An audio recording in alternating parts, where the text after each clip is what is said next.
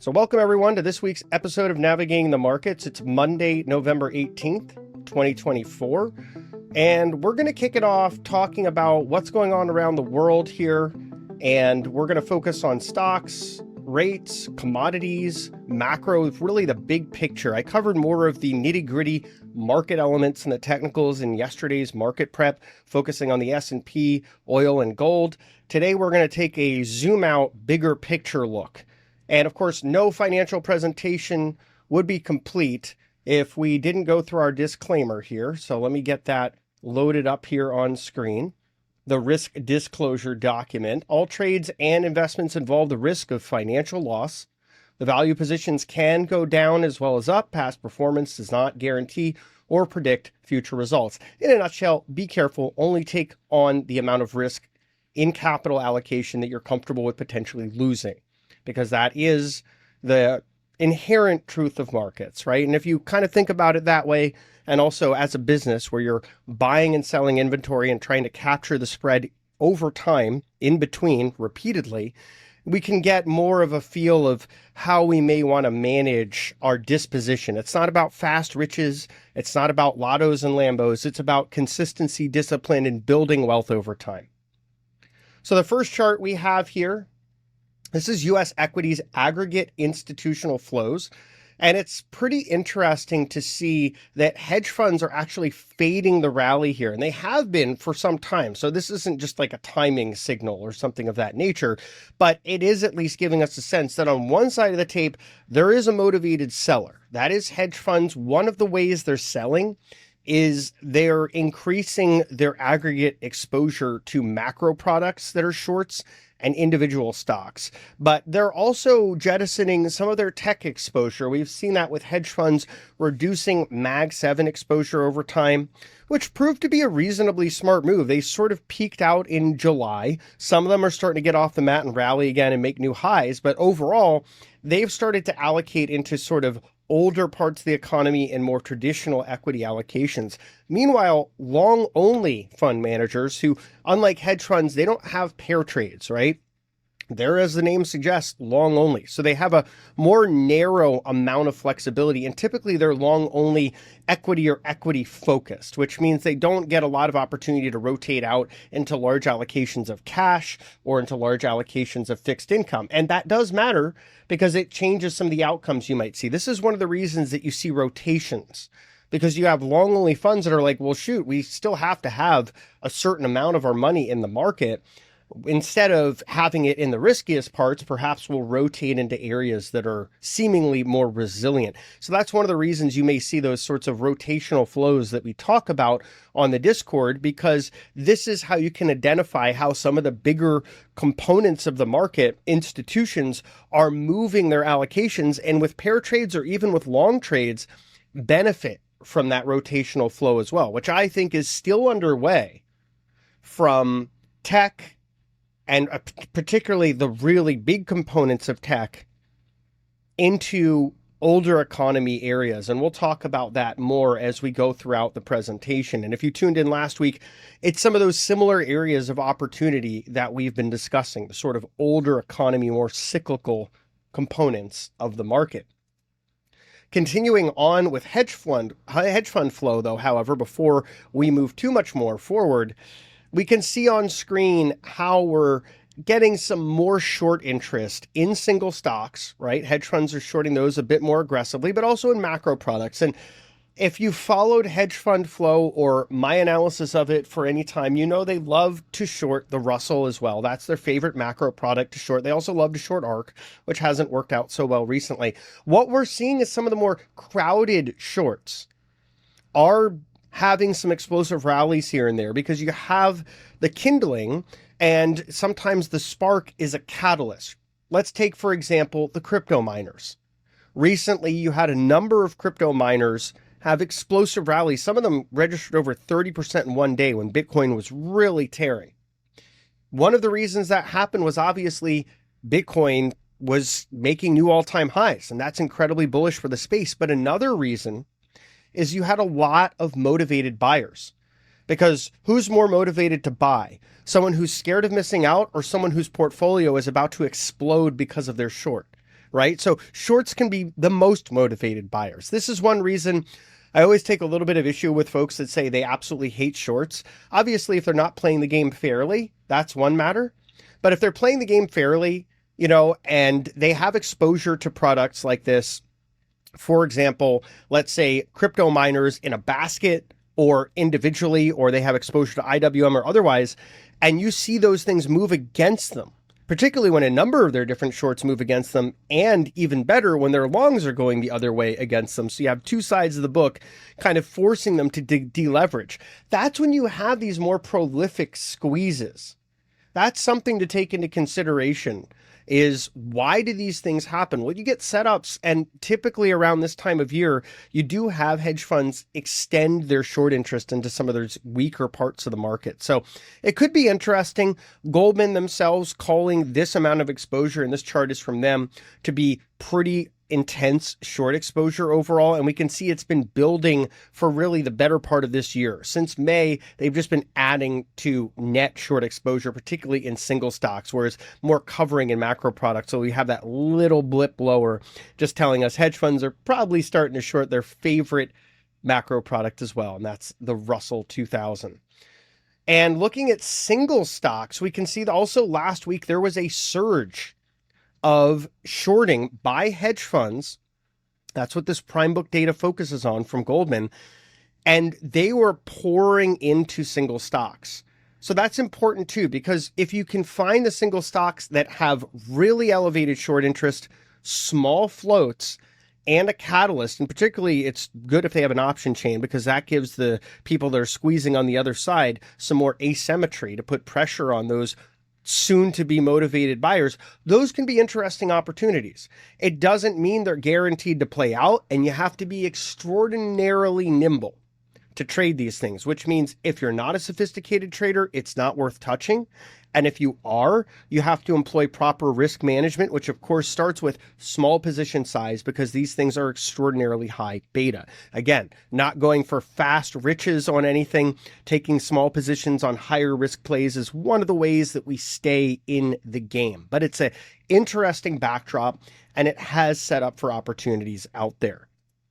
Now, if we look at U.S. equity flows, aggregate institutional flows, we've looked at this slide a little bit earlier, but with the rest in context here, going back to it, we can see that little blip in hedge funds is largely led by single stocks. And that's one of the reasons I want to come back and highlight it, because we can see them betting against a chunk of the market. And it's not just all single stocks. They have favorite products. They like to short businesses they think are broken.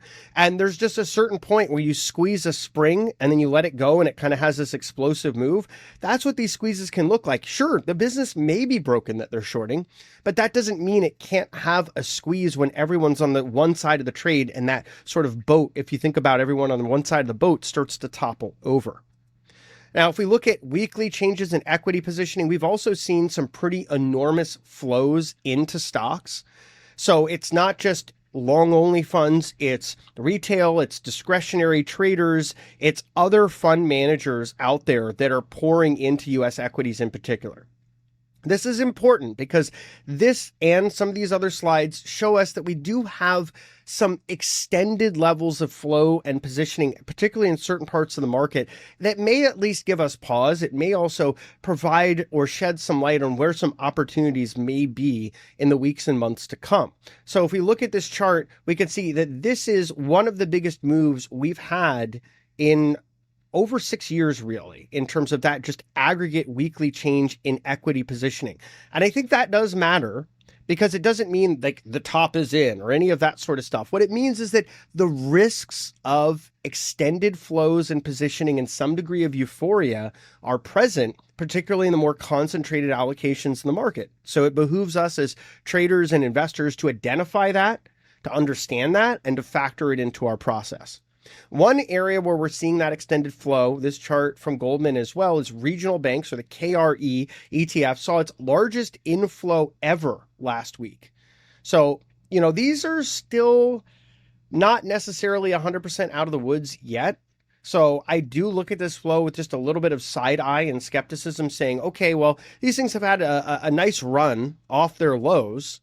So maybe there are components here to at least consider taking profits in after seeing flows like this. Doesn't mean the run is necessarily over completely, but it would tell me I'd want to take off core positioning if I was swing trading KRE, because this is just absolutely bonkers, the amount of inflow that you're seeing here, and it's likely to have some degree of trouble continuing at that pace. In fact, often is the case when you have really large flow on one side that's so lopsided, you have some sort of natural return to equilibrium. And in this case, that would portend to some degree of consolidative or even selling pressure. The next one where we're seeing a really interesting inflow is just the broader financial aggregates. It's not just KRE, although this one's not record setting. It's still noteworthy because it's the largest flow we've seen in well over 2 years into the space. So I think that still matters. It's worth paying attention to that banks are getting a lot of attention. Now, why are these flows happening? That's something that a lot of folks are probably asking themselves, and that's a great question. It is because the presumption of lower regulation. So the next administration is likely to loosen some of the regulation on banks. This would benefit regional banks even more, but it would benefit a lot of participants in the financial sector as a whole. So that's one reason you're seeing this sort of rush in, because the presumption is that they'll be more profitable if there's less regulatory scrutiny. Another area is materials. Materials are seeing a surge of inflows, the largest that we've seen in over 2 years. So this is another area that is, well, worth watching. This is the presumption, again, of this sort of cyclical beneficiary environment. Financials are cyclicals, as are materials. And we're seeing these large inflows into these because the presumption is old economy stocks are going to do well. Now, I've been talking about this even before Trump was sort of the leading contender and then eventually elected, that I just thought there were other moving pieces out there, including the fact that the Mag 7 earnings and revenue growth is set to slow. They're still going to be very strong, but they are set to slow. And the rest of the S&P 493 are set to see their earnings and revenue growth increase. Now, among those are places like financials, materials, energy, industrials, and otherwise. So there could be this rotation that I've been talking about from the Mag 7, from the very concentrated areas of the market into these other areas. And we've seen that sort of start in earnest from mid-July on. Now that we have a new administration coming into power that is likely to effectuate an agenda that accelerates that rotation, we're seeing it in the flows. So it may mean there's some names in the material space that are extended and are worth taking profit in. It is also an area just to watch in terms of that risk. You may have some areas where skew is very, very elevated. So if one is inclined to sell calls against existing stock, that may be worthwhile if you get that, kind of frothy implied volatility and you don't have an issue selling puts to get shares put back in one's portfolio. Running an option wheel strategy on some of these things with extended volatility premiums can be a nice way to generate some extra income. So that's another reason we're looking at some of these areas like financials and materials and otherwise, where there are these surges of inflow. The next one is U.S. large cap equity funds. People are going right back to what's worked, and it makes sense. Why not go back to what's worked, right? U.S. large caps have been massively outperforming for quite a long time. And really, the last time that wasn't true was 2022, where you saw those larger outflows. But really, since then, they've been leading contenders in the market and helping to pull the market and registering the vast majority of index gains. It's also led to some degree of concentration consternation in that these indices are very, very focused on these narrow baskets of stocks. The Mag 7 make up over 30% of the S&P and over 40% of the NASDAQ. I think NVIDIA alone is over 7% of the S&P 500. So that just, brings about a little bit of concern that, again, you're seeing these elevated flows. To me, it suggests there are opportunities elsewhere that may be a little bit more attractive than some of the industries and factors we've talked about so far, with financials, with materials, and then with large cap as a factor. We can also see another area of speculative excess, and it is total net call volume. The amount of folks that are more than likely on the call side of things and buying. is extraordinarily stretched to the upside. In fact, we're back at highs we haven't seen since this summer. And then before then, you can look at prior areas where the market was pretty euphoric, including before the market rolled over in late 2021 into 2022. Similar flows, similarly stretched sentiment. It's a left tail fattening indicator. It does not mean that the market implicitly must go down.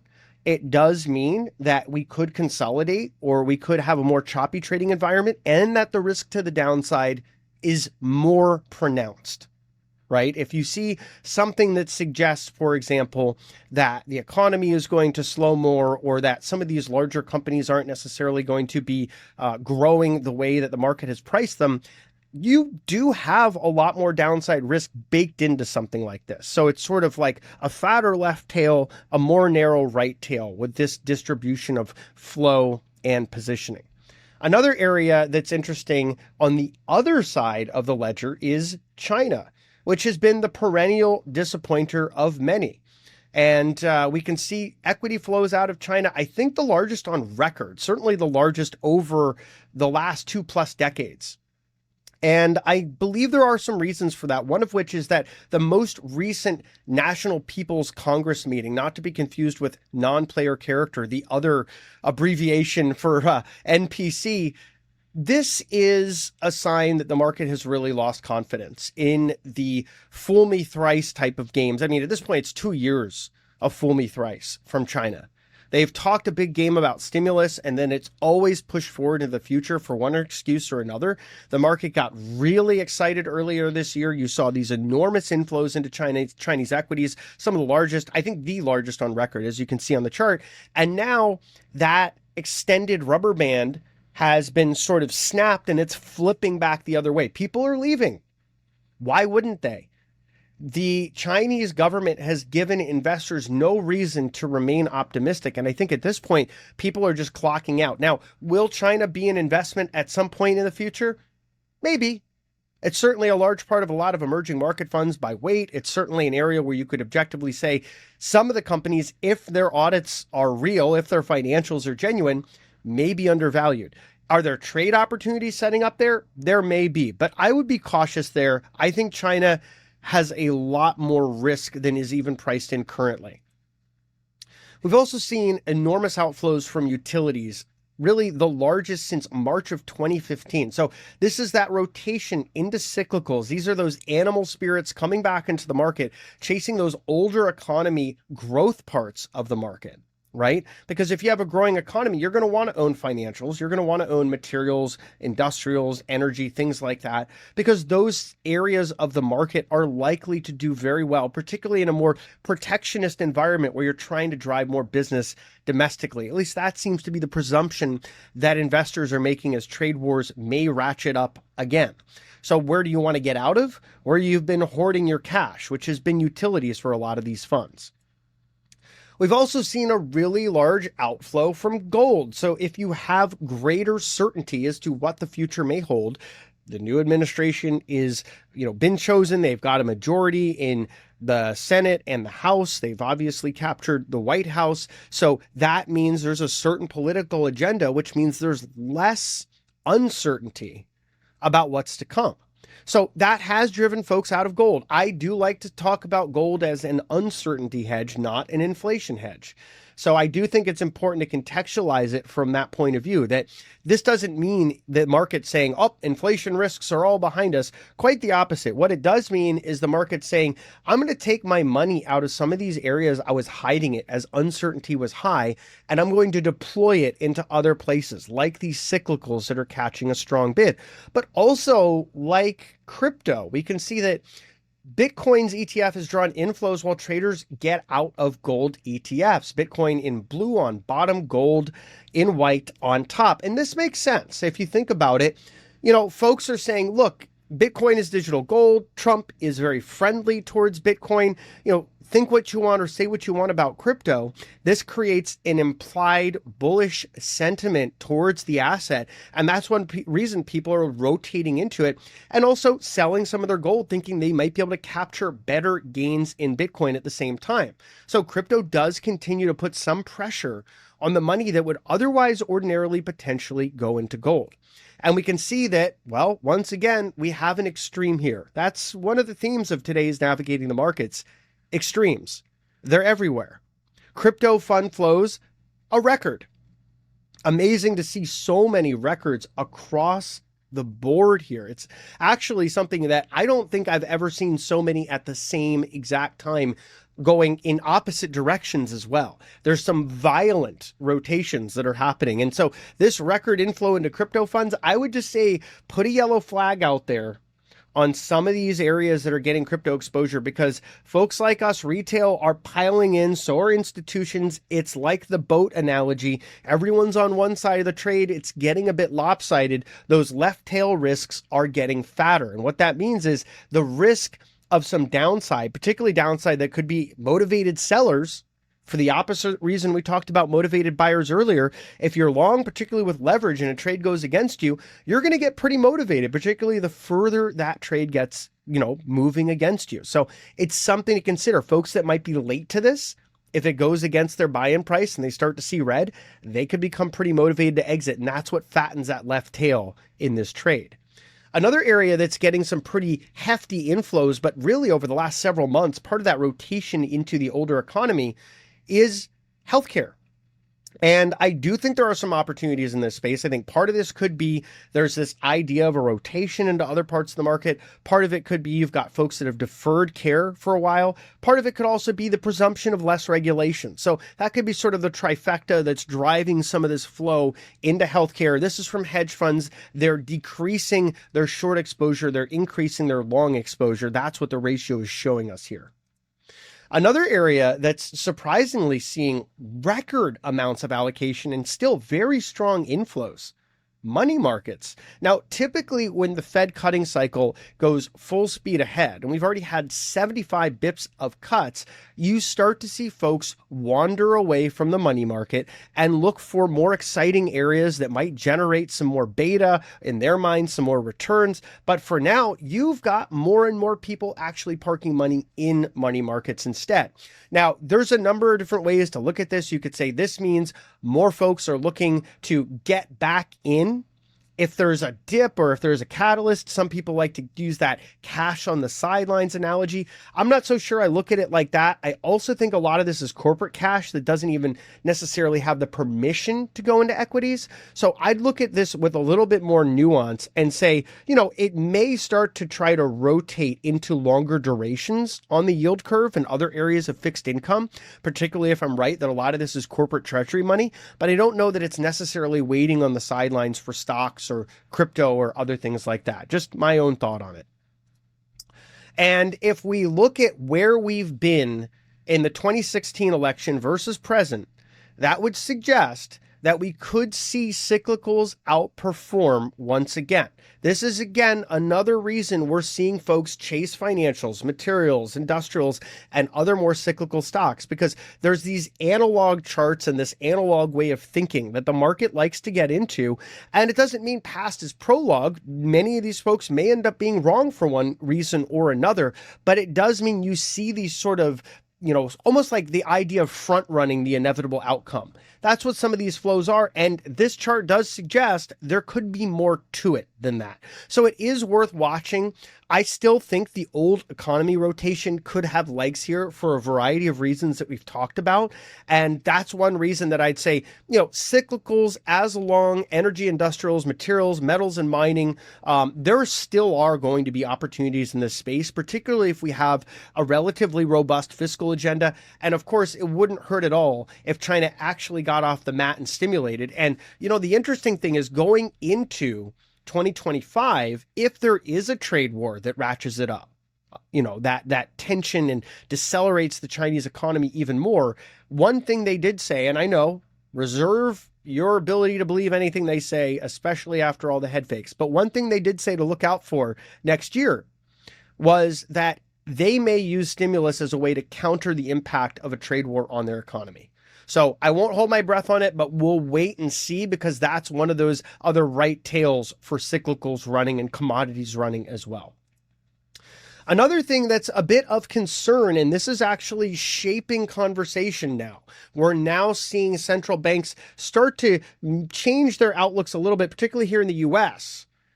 Inflation progress is stalling. And I do think that's something we may need to get used to for a little while here, that we could have core become sticky on the services side for a longer time than folks expect, and then goods could simultaneously start to pick up, particularly if there's any sort of fiscal stimulus, trade warfare, or otherwise. Those are actually right tails for inflation. And I know there's been a lot of talk that tariffs won't introduce, higher costs to customers. But at the end of the day, a tariff is a tax on consumption of items from certain countries and certain industries. And that tax is passed on to consumers more often than not, because companies can't necessarily absorb that and take lower profits. And if they do take lower profits, that's, well, bearish for the stock market. So you got to kind of pick your poison pill there. Nevertheless, when we break down inflation and take a look at core, we can see that's been the stickiest upside contributor this entire time. And a lot of that is driven by shelter. And you can argue, well, rent isn't calculated in a nimble enough way. We should see lower aggregates in rents. Certainly that argument has some merit, but the data is the data, and the risk to the data is more now skewed to the upside than the downside, which is one reason rates have moved higher. But it's also a reason that Jerome Powell came out last Thursday and said, you know what? Maybe don't expect so many cuts from us. So now the market is just expecting 3 more Fed cuts, which would bring us down to about 4%, close to the summer of 2025. They're looking at the July meeting right now, but we know how Fed funds futures can be a little bit skittish about these sorts of predictions. They tend to swing like a pendulum in extremes in both directions. Nevertheless, I do think this is worth looking at, because it tells us that the probabilistic outcomes the market is looking for right now across many parts of the yield curve, and including SOFR, are for less, not more cutting.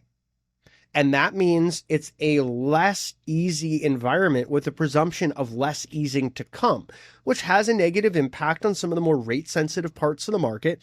And it's also generally seen as positive for the cyclicals, coming back to that once again, because one of the reasons that you're not going to cut as aggressively is also the economy's kind of resilient. It's not terrible. It is a K-shaped distribution of outcomes. Don't get me wrong. There are folks that are not liking this economy, mostly the bottom 50% of income earners, mostly smaller to medium-sized businesses, and mostly manufacturers, right? But if you look at the other side of the K, large and very large businesses, affluent consumers, federal government spending, services industry, it's all still in expansion. So it's a very K-shaped distribution. The top tier and the bottom tier looking almost like polar opposites, but in aggregates, the economy is still growing. And that means that the Fed, because of that, because the labor market hasn't fallen to bits, and because inflation is sticky, they have every excuse to walk back how many cuts they do. There also is some argument that maybe they're politicizing this. Their argument suddenly changed after the election, but the data didn't really change that much. So it'll be interesting to see how this all plays out. I do expect there to be a lot of entertaining warfare between the Fed and the new White House. So I'll be grabbing very, very large buckets of popcorn to take all of that in and comment about it and share it with you all in meme form and otherwise. Now, tariffs boosted consumer prices during the last trade war. This is something to take into consideration. We talked about it a little bit earlier. I know there's a lot of back and forth about this, but ultimately, tariffs are a tax, and taxes tend to boost price outcomes for consumers, right? They're going to be passed on one way or another. So I think this is another reason that we're seeing rates kind of push up, and we're seeing some risk that inflation could become a little bit more stimulated in an environment of rising tariffs and rising trade warfare. So we do want to take that into consideration. That's another right tail that's not necessarily as priced in by the market. It's starting to be priced in more in the rates market than it is in equities. So it is a bit of a right tail for some of the stocks that could be more sensitive to rising rates. And you all know, I say 10, on the 10-year, 4.5% tends to be the line in the sand, right?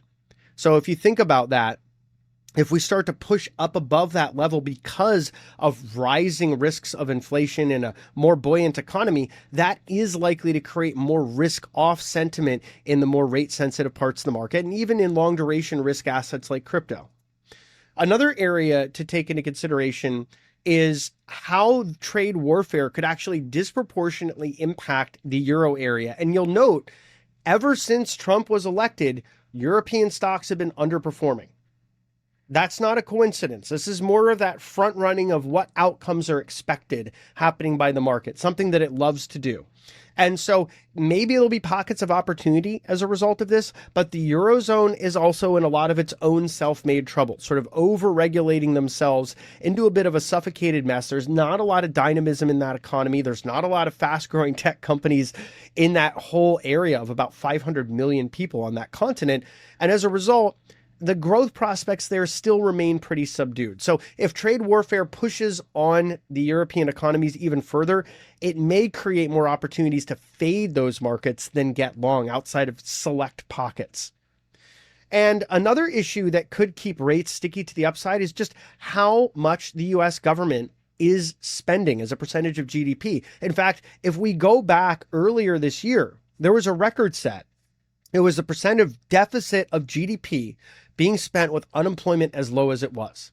And that shows you just how much effort the federal government is putting into the economy to keep it growing, to keep it stimulated to avoid recession. But that also, from classical economic theory, means that if we do see a bigger slowdown, there's much larger amounts of slack in the economy that are going to take much larger amounts of fiscal stimulus to overcome. And that could happen at a time where supply is still rather tight, where inflation risks are still abound. So I would say that there's every motivation to keep this economy going, to not realize that other outcome. And one of the things that's helped to power that really over the last, let's say, 2 years now, has been fiscal spend. It's been a fiscal impulse that has more than dominated the Federal Reserve's tightening. People like to say, oh, you can fight the Fed, we can do whatever we want. The reality is actually a little different. When the Fed tries to effectuate monetary policy outcomes and the government isn't fighting them, they tend to set the tone in the markets and the economy. There is some policy transmission delay. That's what they call the long and variable lags, but they tend to set the tone. On the other side of that, when the federal government is actively fighting the Fed and preventing them from being able to realize the outcome they wanted. Recall Powell in August of 2022 during Jackson Hole saying, expect pain, we may get a recession, we're going to reset the housing bubble, all this sort of tough talk. That's all gone. And a lot of that had to do with the Fed sort of acquiescing with the fact that the federal government can overpower them. It can fill the reserves of banks and cheapen the cost of money in other ways by sort of stimulating key parts of the economy and continuing to spend in excess of what they're receiving in tax receipts. That tends to be stimulative, and it was more than what the Federal Reserve was tightening. So the Inflation Reduction Act, the CHIPS and Science Act, and other federal government spending initiatives help to overpower the Fed. And that does leave us with a lot of debt. It's very expensive. So at some point, that's something that's going to have to be reconciled as well. We can see that here. We're on a trajectory to get to $57 trillion of debt in the United States by 2034. And I'll tell you, that may be a bit of a conservative estimate. So as we shift into this post-election regime where the market is trying to price in what the Trump administration is going to do, we do see some shifts here from money managers have been surveyed by Bank of America. The biggest shift is high yield outperforming high grade bonds, followed by small caps outperforming large caps, overweight U.S. equities, and expecting a stronger U.S. economy. But let's not forget, people are also more concerned about higher inflation. It's only 10% of participants, which means it's still underappreciated, that net change that we've seen. But I do think that those risks are actually appreciably higher. So it's just something to take into consideration in one's thinking. And if you agree, it behooves one to look more at cyclicals, at commodities, and other areas of the market that actually can do well in a rising rate environment that is driven by inflation and growth. Now, let's talk about an extreme. We talked about a few in the flows earlier, but here's one that I want to go back to. I talked about this on social media last week when we saw that enormous surge into Tesla, and the presumption was, oh, well, Trump's going to let down all the regulatory barriers, and that automatically means that Tesla is going to be like the biggest, most powerful company on earth, if not the solar system. But I would say that that euphoria has caught up to option skew. The distribution of premium paid for calls versus puts is really, really, really high. In fact, you have to go back to the summer of this year when everything was just going bonkers, euphoric levels of speculation to find skew just about this elevated like it was recently and is getting back to now. What does this tell you? It means that buyers have a much larger barrier, sort of a heavy ceiling overhead to push through if they want to make new highs, new 52-week highs in the stock. And sellers have a bit of a distributive advantage because if buyers aren't able to keep that call flow going, the natural flow of decay, that theta decay over time, and particularly if price starts to go down, pulls liquidity out as market makers remove their hedges in the form of long shares and Tesla being sold. So this is just something to take into consideration. I saw folks out there circulating reasons to buy Tesla after the run it's already had today. And I would just say be cautious because it looks like it's kind of priced in. Unless there's a really big near-term catalyst here, left tail risks are getting pretty darn fat in Tesla. We're also seeing some degree of fattening of that tail risk in the US. You can see NAAIM reaching over 90 last week. The average for last quarter was around 80. So this is just an extended level of positioning. It's not quite euphoric, but it is higher than you want to see. And this is from the National Association of Active Investment Managers. There's a number of positioning aggregates. This is another from Bank of America, which suggests US equity positioning has surged to an 11-year high post-Trump election victory, which is one reason we're probably seeing some volatility come back in the tape. We've seen Gamma now get focused at S&P 5900 or ES around 5924. This is also having some degree of impact. I think that at the end of the day, we may see a bit of air let out of this market from the most recent rally. With everything we're seeing, it gives us a sense that we've had a really good run. It's not a terrible time to take some profits or put some hedges on and kind of look for other areas of opportunity that aren't so extended. Another area that gives us a sense that things are getting extended here is S&P call skew and bullish sentiment, both also hitting really high levels. So the bullish sentiment is from AA. That is a aggregate of retail sentiment looking out 6 months. And then S&P call skew is really looking at the S&P 500's entire index option skew between put and call premium and showing that it is basically a poorly hedged market, that there's much more upside speculation looking out a month. And then finally, we've got non-dealer US index futures long positioning at nosebleed record levels. Now, this has just continued to climb and climb and climb. So I don't know where it ends. It could certainly go much higher than this, but it at least gives you a sense that, oh boy, we're getting into nosebleed territory here, another all-time high. Similar with consolidated equity positioning, not quite as extended. This chart from Deutsche Bank getting close, however, to the top of the range that we've seen over the last 7 years. So that is also something to be taken into consideration as a trader and to some degree as an investor, that everyone is getting super long this market. So we may want to be somewhat careful with just how much optimism and how much allocation, particularly in any form of margin, we're putting into US equities here.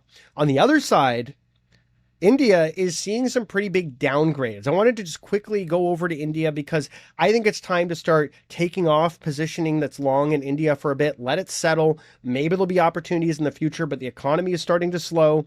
We're not seeing the same kind of favorable earnings growth that we had seen prior. So I think, it's time to let that market cool off for a bit. We have seen some pretty aggressive selling, so maybe it gets a little bounce before it continues lower. But at the end of the day, I still believe, and we do see this in the way markets perform, fundamentals do play a role. Doesn't mean they're the end-all, be-all of everything, but if earnings growth is decelerating in a market that's had this much of a run, that does matter, and I think that's one reason there's some distribution of risk assets there.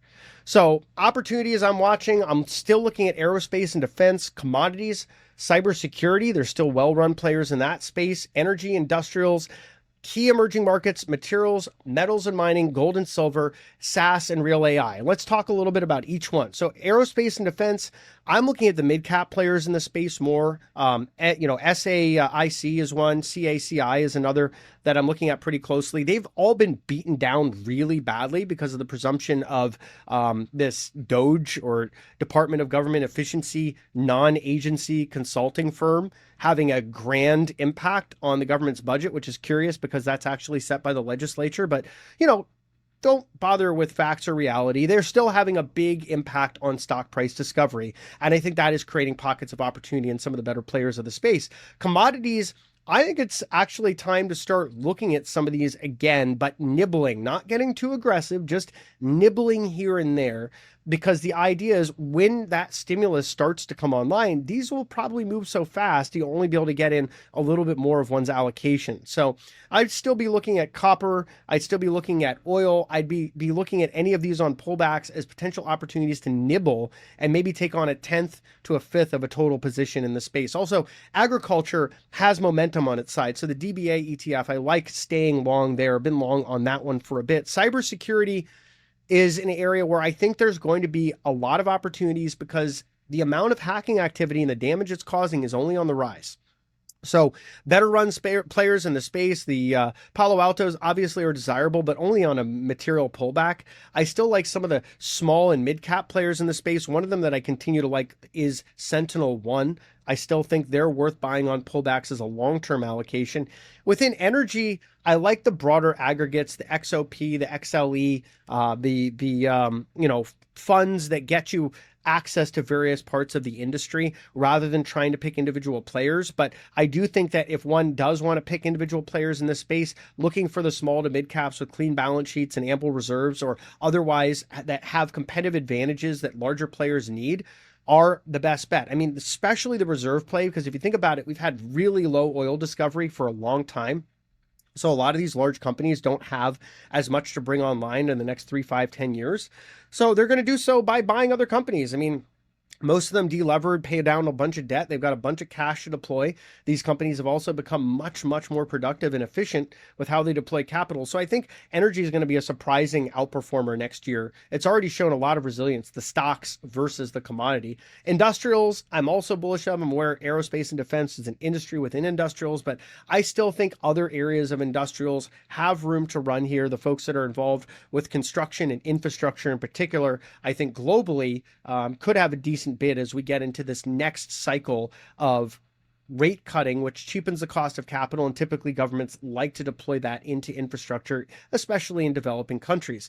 And key emerging markets, still looking at places like Malaysia with some degree of bullishness. I'm seeing pullbacks in other areas that I like Vietnam and Philippines that I think eventually will base out and give us opportunities to buy. I think there will be a lot of opportunities. Even UAE as an emerging market could be a decent play. In fact, their stock market just reached over $1 trillion of market cap. Imagine that. A stock market of an entire country having a market cap less than Tesla. That's kind of bonkers, or at least where Tesla was recently. I haven't checked today. Then materials, I'd like to see them settle a bit after those massive inflows that we saw, record-setting inflows, but I do think there will be opportunities in that area over time. Metals and mining, the best miners in the space, but nibbling again patiently because commodities need to base and they need a catalyst to run. So this is really a time. These opportunities are not, hey, let's put them on tomorrow and day trade them. These are long-term swing trades and investments. These are themes that could be a little bit more secular over the next several years. So that's why I'm talking about this as nibble, make shopping lists, look at this as a very long-term type of opportunity, because that's how I think this plays out. Gold and silver as well. I like the pullback here. I think that we've probably put in a near-term bottom and it's time to start adding to those positions or rebuilding those positions depending on where one is. And then finally, SaaS and real AI. So mid-cap software as a service companies are still probably somewhat, overlooked, undervalued.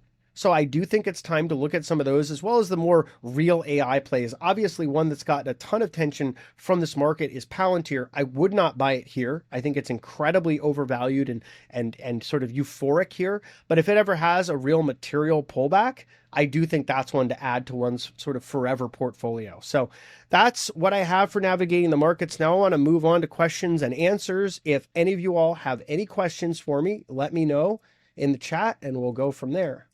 All right, folks, got a few questions here we're gonna address for you. So thinking long term, what do you think of the viability and possibility of the US adopting that strategic crypto reserve? While that would make crypto skyrocket in the near and midterm, or medium term as a result of the buying and everyone following suit as a result of U.S. policy? Wouldn't that also expose the dollar to a huge amount of risk? So that's a great question. I would say that for one, my own understanding of it, and I'm not an attorney, so folks that have more expertise in law, particularly at the federal level, and how this all works in a bureaucratic way, would probably be able to address this more comprehensively. But what I can say is my understanding, my interpretation, is that this would not be a matter that the White House gets to decide unilaterally. That this would have to be something that would be legislated into existence, and that would mean that you would have to have both the House and the Senate, the same bodies that couldn't even agree on ending, time changes, which is universally unpopular in this country, that died in the Senate. We'd have to have those same two bodies that can't pass a budget in this country or really do anything. Like, I do wonder what these people do at so-called work other than insider trading. But I digress. It would require, the legislature to actually do something. And so that's where I'm sort of skeptical and a little bit ambivalent that they could even motivate to put aside their differences and their distractions and actually do something. And I realize they have a narrow majority, but this may require a larger majority than the Republicans actually have to legislate something like this. I believe it would require, a major majority. So with that being said, I don't see it as a very likely outcome, but I would also say the U.S. sort of has an unintended crypto reserve of all the crypto that law enforcement has seized. And they do continue to auction some of that off, but I think they have over $1 billion of crypto in their own sort of asset forfeiture reserve, if you will. Now, theoretically, if they turned Bitcoin into a reserve, let's say this all passed legislation and all the other barriers, the systematic risk that it could pose to the dollar would really depend on how much exposure they have, right? If their crypto reserve is like $10 billion and, we have hundreds of trillions of dollars in various forms of notional exposure and different types of assets and wealth and property and unrealized gains and otherwise, and that's all floating out there, and debts and so on and so forth, then it would be inconsequential. But if they did something insane and bought like enormous eye-watering amounts of crypto, like trillions worth, which I don't even see as being possible, then yeah, that would create a systematic risk if it was all sort of dumped at the same time. And then those dollars, were flowing in ways that cause pressure for other inter-dollar dynamics, like other trade relationships. You sometimes have dollar shortages in parts of the world where they're trying to settle debt or trades or otherwise. So if that kind of created like an imbalance, maybe that could create some more cross-asset volatility, but that's like an extreme outlier scenario. I personally don't think they'll even get that off the ground. That's just my 2 cents. In fact, I'll go so far as to say that like every presidential campaign, about 90% of the things they talk about on the campaign, they're not going to do or even talk about again. That's just my cynicism, and it goes towards both parties' candidates because they do it all the time. Johnny asks, any clue why Square has on the horizon that it got, or any clue what Square has on the horizon that got such huge out of the money flow today? That's a good question. I've seen a lot of folks talking about Square and their endeavors in crypto and it sort of being like a sleeper in the crypto space, and they are making their own mining equipment and divesting from their lagging music service. So maybe folks are kind of looking at it as like a sleeper play in crypto. I think the other part that could get people bulled up on Square could be the idea that, small business is going to start to come back under this next administration. There's varying views about whether that'll actually happen, but that is certainly something that is a presumption that we're seeing. Maybe some of that is being priced in. Earnings risk is behind them. So I think it's largely speculation, but I don't have like a firm, something on the horizon that I can directly attribute that to. Johnny Utah asks, do you consider Verizon a defensive or a cyclical? I 100% consider it a defensive. Now that doesn't mean it can't do well in this type of environment. If you think about the role that they're playing, one of the things that Verizon's doing is they're connecting data centers to the internet, to deploying enormous amounts of bandwidth to these AI-centric data centers and just data centers in general. And they're a pretty big player in interconnectivity and co-located hosting and just sort of like all those inter-network type of dynamics for business to business, they're also a pretty big player in the mobile space and in consumer internet.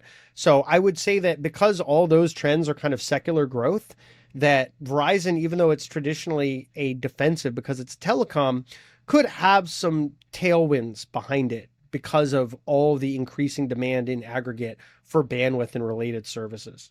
Asked, do I see any pullback or correction in the near future? So looking at everything that we've talked about with flows and positioning, I think that risk is increasing, that we could have a correction because there's so much euphoria. And it really is hard to describe it otherwise with some of the record flows we're seeing, the enormous amounts of call buying, the skew on the S&P and some of these bubbly stocks like Tesla right now. I would say that that is a much more likely outcome than it was, say, a month ago, that we could see a broader corrective impulse. And I think if we did, it would largely be led by tech. And I think the biggest near-term event volatility catalyst is, of course, NVIDIA earnings on Wednesday and the market reaction for Thursday and Friday, since it can take a couple days to kind of parse those flows and have them all sort of transact. So if NVIDIA does not wow the market with its earnings and guidance and conference call, I think that's the biggest near-term risk we need to realize. But I think the other one is just that so much hinges on the outcomes and the performance of a very small handful of stocks.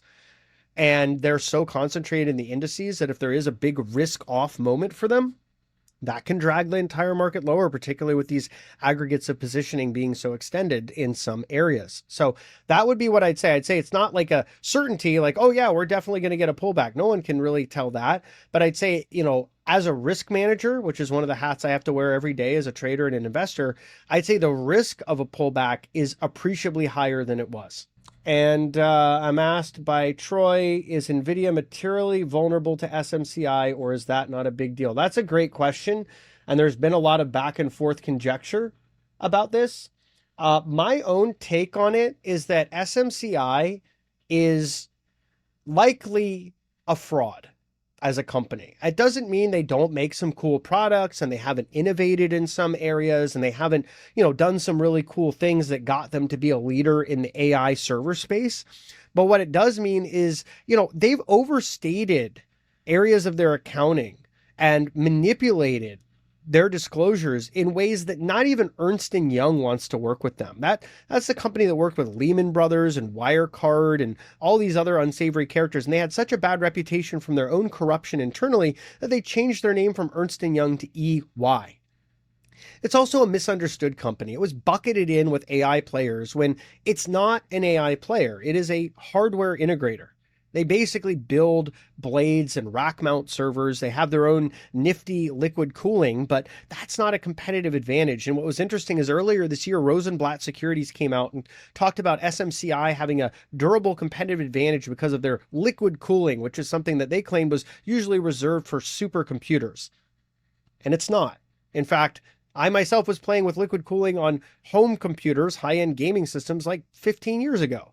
It's not only not reserved for, high-end supercomputers, it's actually a commodity with no margin.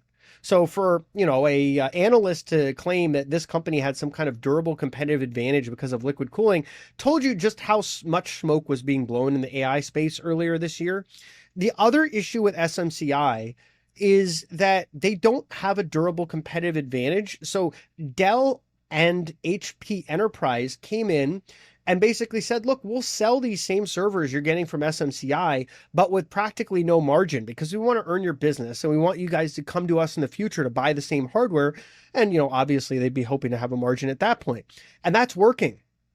That's also undermining SMCI. So not only is the management dishonest, and they've been caught several times in lies about their accounting and been threatened with delisting several times, the other problem is that their business model is one that's actually extraordinarily easy to disrupt.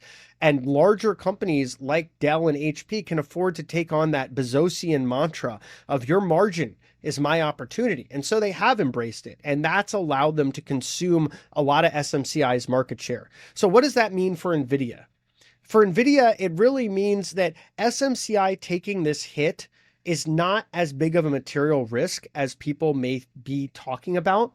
I think the folks that are talking about that are simply looking at SMCI being NVIDIA's third biggest customer and isolating that in a vacuum and assuming, well, the growth can't come from anywhere else.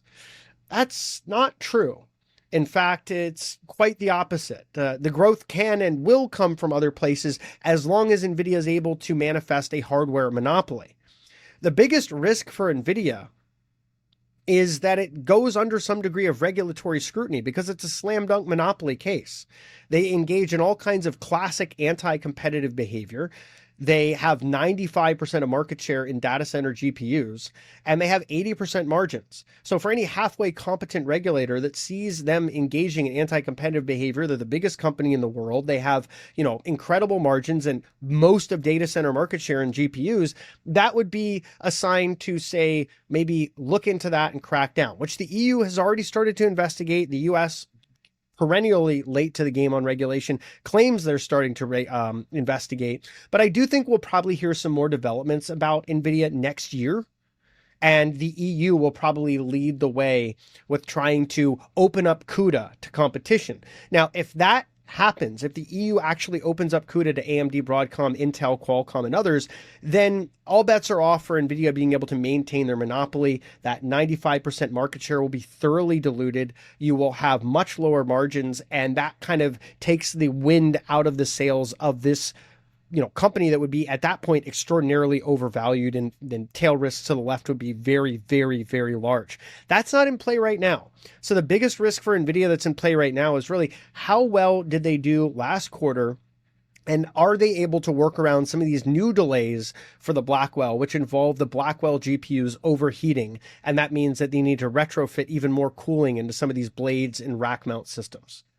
Yeah, so I have heard about, so I'm asked, and you're welcome, but I was thanked for my analysis, and I was asked if I've tracked any of the NVIDIA bear ramblings that allude to NVIDIA's financing of customer purchases being a vulnerability. Sure, it's a vulnerability, but it's not like a giant Ponzi scheme. Like, people try to take that sort of stuff and then turn it into something which it's not, which is like saying, oh, NVIDIA is the next Enron. It's not. I mean, the reason that they've grown as much as they have, as fast as they have, with such obscene margins that they have, has everything to do with being a monopoly and really pushing out anyone that tries to compete and allow their products to work on CUDA. There's been cease and desist orders for abstraction layers that would allow AMD and Intel GPUs to work on CUDA, for example, which is NVIDIA's software ecology, where most of the development for their GPUs is done. And if your hardware doesn't work on CUDA, even if it's better and faster and cheaper than NVIDIA's hardware, it's not worth the heavy lifting for developers a lot of the time.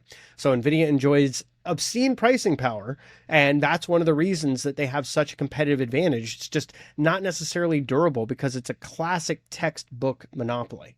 Yeah, that's your bingo card for the next year. Someone says EU crashing global financial markets by regulating, rug pulling NVIDIA with regulations. Wouldn't that be something? I mean, that's your big tail risk that no one's really looking for next year. And it could happen. I don't know that it's going to be like crashing financial markets, but I think it would at least be like, oh, we're going to rotate out of this whole tech AI story and into older economy stocks, because, the wind at the tail of that stuff is gone. And now it's really about like real goods producing sectors and things like that. I think that's something that we could see as a sort of headwind for tech and AI and a tailwind for a lot of other parts of the market. The inglorious S&P 493, as it were.